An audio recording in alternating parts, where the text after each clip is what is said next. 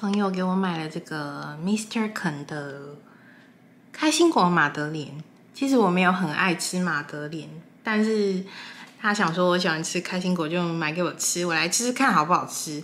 我自己是觉得我不喜欢马德莲的原因，是因为有的人把马德莲烤得很干，所以会不好吃。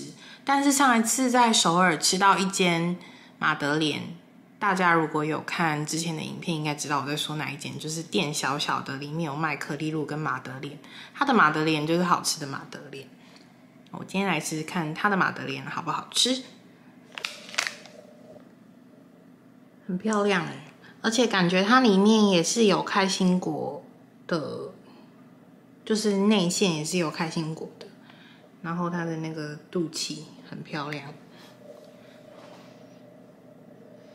现在闻起来是坚果香，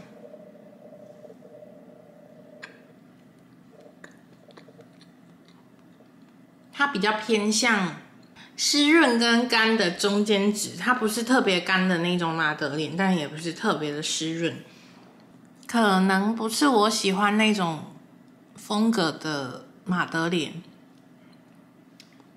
但是甜度很不错，很刚好，给大家参考。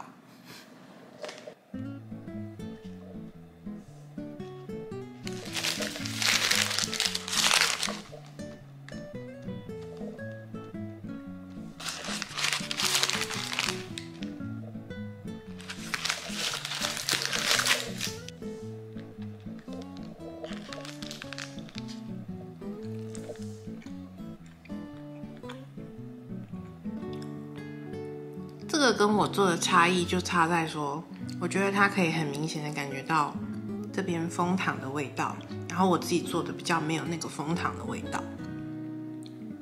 再来就是它的比较咸一点点，